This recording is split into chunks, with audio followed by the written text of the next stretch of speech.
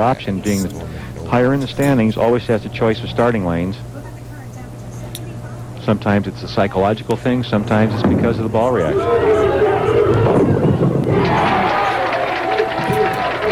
Well, that wasn't exactly the reaction he was looking for, but it got the result that he wanted. Well, while we were away, I was talking to our statistician here, Phil Ringener, and he was telling me that he feels that Norm Duke is always in it, no matter what. He's not... I felt that if Bob Learn could start the match well, the first 3 or 4 frames, he would have a good chance to win it. And there's that rollout shot, high on the head pin, kicks the 4-7, 10 out. Could have been anything. If that ball had continued to hook, it would have been the big split. The difference is it rolls out and he gets the carry power. And we see that so often today. Here's another look at it. Watch the ball pick up the break point and then stop.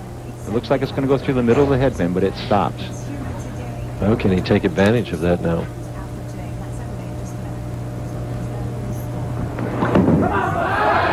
He likes it, but he leaves the 4-pin. If Bob gets pumped up, sometimes he puts too much on the ball, and that could have been the result right there. That ball really came back hard. He looks like he's putting everything he has into every shot, but he seems to always find a little more when he wants it. Switching balls, only the 4-pin. Hard and straight like Mike's tip.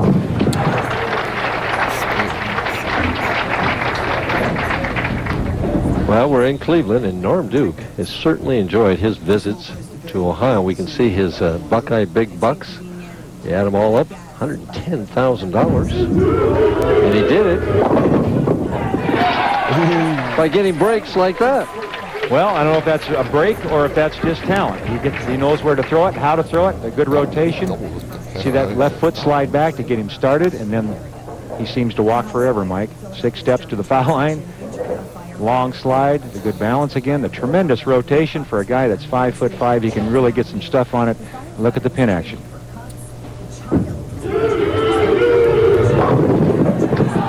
Well, we've seen a lot of those today, haven't we? Yep. It's been the nemesis of every player that's right-handed or left-handed. They've left the corner pins. And again, it's who carries those corners is going to be the winner of this tournament. Norm Duke hit light in the pocket twice, carried both times. That ball rolled up a little higher, and he left it what we call the flat 10. Now we can see that he beat Bullet Bob in the match play. Bullet Bob? Where'd you get that one? I don't know. It just came out of my head. Bullet Bob, huh?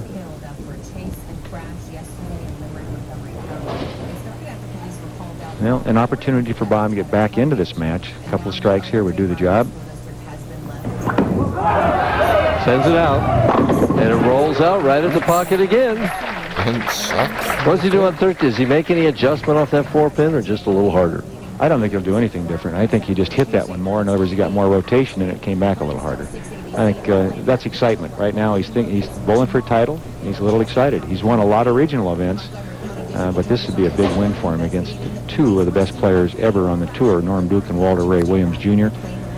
And of course Eric Fortman. Oh, he's ready again. Look out. He's pumped. The whole family's here to help him.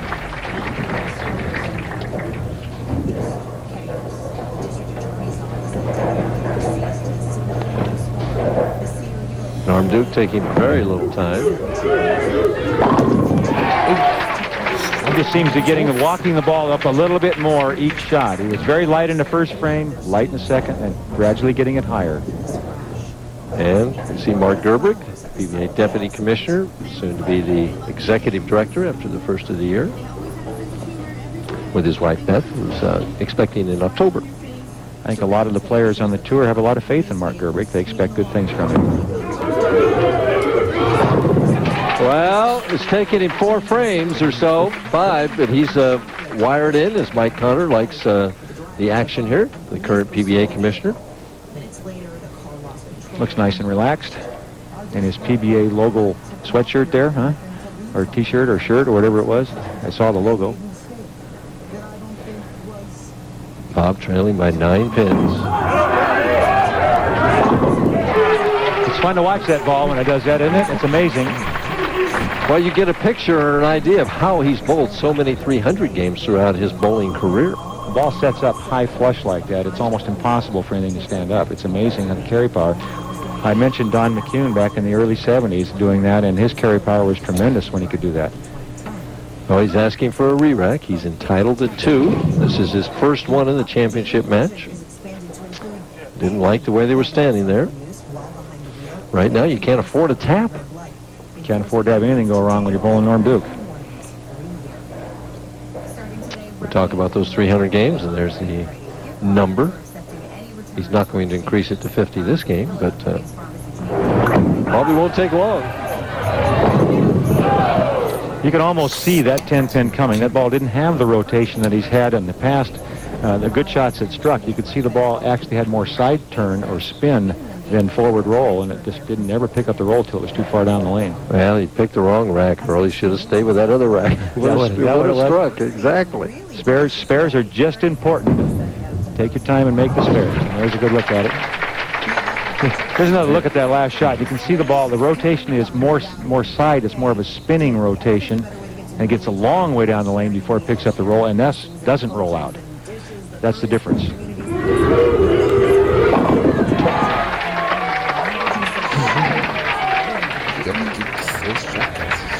We talked to Norm Duke about that errant shot that he made in Louisville. He owned up to it. You know, it's just one of those things. I made just a pitiful shot, and I was so confident beforehand. I was even thinking to myself, boy, I really think I can make this one flush, and it came off my hand and sailed to the right. It just reminded me of a pitch out in baseball. You know, those things just happen, I guess. I rebounded real good from it, and I'm looking to avenge myself today, so to speak.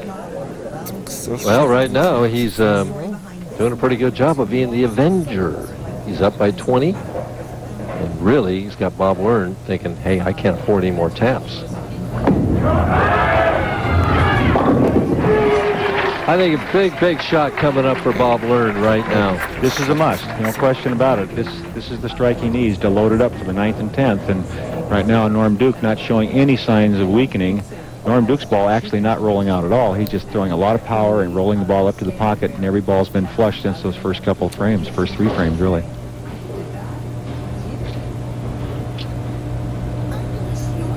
A little extra time. There's the roll again. That's the roll he wants right there. Not the spin. He wants that roll. Well, he got a little love tap. Stacy says, out of the way, hubby. Here's another look at that rotation. Watch the rotation now. It's not spinning. It's rolling right there, and that's the difference, and that's why the pins carry. The ball picks up a roll and enters the pocket rolling. You carry much better than if it's spinning. He could have hurt himself there. He's really working hard. Nothing seems to phase Norm Duke. Wow. He said something to Johnny Put some tape in Campos. his ball. He's asking for time. Oh, we have a 25-second clock. The players must get up and make the shot in 25 seconds. But if they tell the tournament director that I'm going to change the tape or put tape on my ball, they give you extra time. And that's what he was doing, asking for that extra time. Well, that's a critical time to do that. The 9th frame of a championship Well, he must match. have felt he lost that ball off his thumb, don't you feel? He did come in light in the pocket, didn't get the good rotation he's been getting in the last 4 shots. And see if this makes a difference.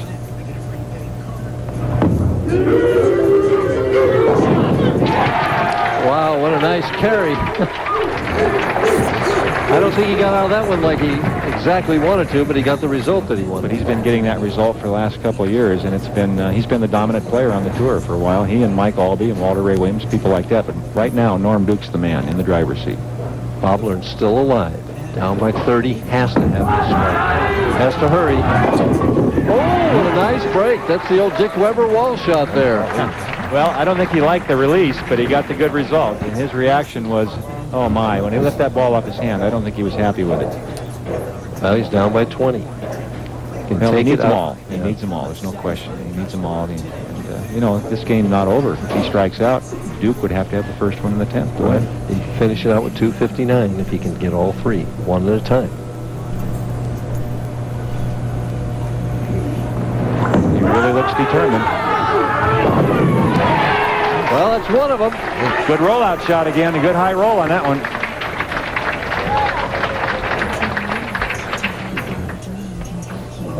He's feeling it. He's feeling the heat, starting to blink a little bit, taking the deep breaths, but he knows that Norm Duke It's not going to give him anything to breathe. He's not going to give him any room to breathe. He needs 2 more.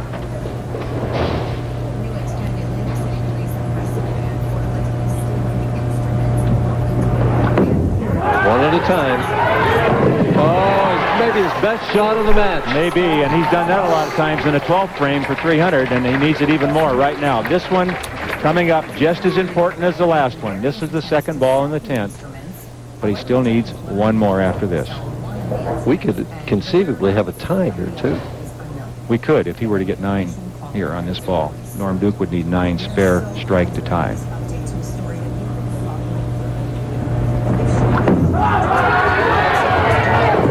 He got it. He got it. 259.